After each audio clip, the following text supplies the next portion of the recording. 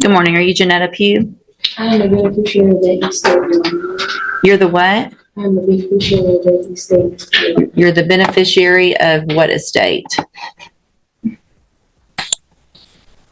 Answer my question. Quick context for everyone watching: when a judge asks about standing, they're not being picky, they're asking the most basic legal question possible. Do you even belong in this case? If you can't answer that cleanly, everything else collapses. Please, ma'am.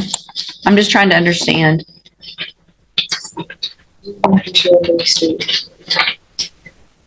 Okay. What's the announcement? Judge, it's my understanding that Ms. Pugh and her family has retained an attorney on this matter. You may, I don't know if you remember, Judge, this is when I was originally appointed on, and we were on the trial docket. She hired a new attorney at that point. Mr. Norwood, who was on the case for a while, and then withdrew. And once recently, when the case came back to me, I visited her and I was told that they did retain another attorney. I was given the name of Christopher Wiley this morning, but I have not heard from him. And my understanding is that at this point still hasn't filed anything with the court. Okay. But I've been told that that's who's supposed to be taking over the case. Okay. For the record, I recognize Ms. Pugh. She's been here before. I do as well, for the record. And I looked into Mr. Christopher Wiley. I can't find that person as a practicing lawyer in the state bar page, and I have not been. This is where the courtroom temperature changes. Judges do not play about attorney credentials. No bar number means no lawyer, and that instantly puts the defendant in a dangerous position. This isn't paperwork drama. This is procedural survival. Contacted by anybody on Ms. Pugh's behalf. All right. So, Ms. Pugh, Mr. Lewis has been appointed to represent you at this point. Obviously, you know as well as anyone that you're in custody and we want to get your case taken care of. If you've hired or your family has hired another lawyer, then they have to contact the court so that we can do something with your case. And do you know if they've hired someone? Respectfully, Your Honor, I do not agree with your appointed foreign agents, considering that the first duty is to the state and will be considered conflict of interest. Okay, so if you don't want...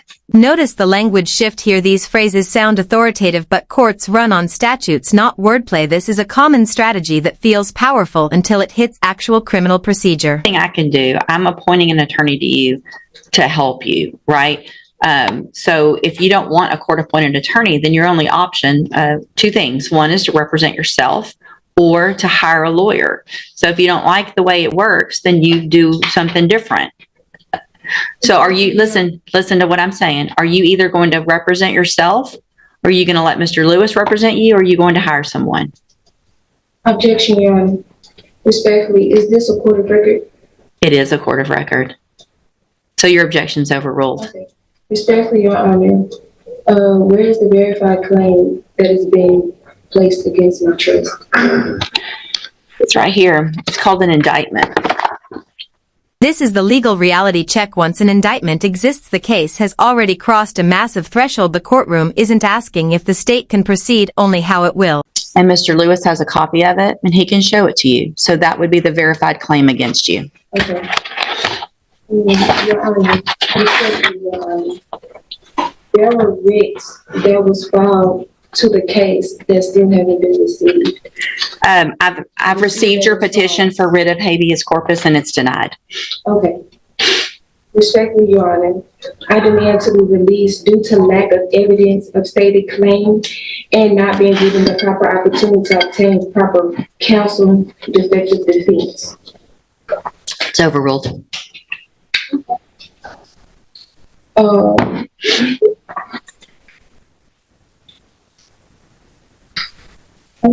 You're running out, aren't you? No, it's fine.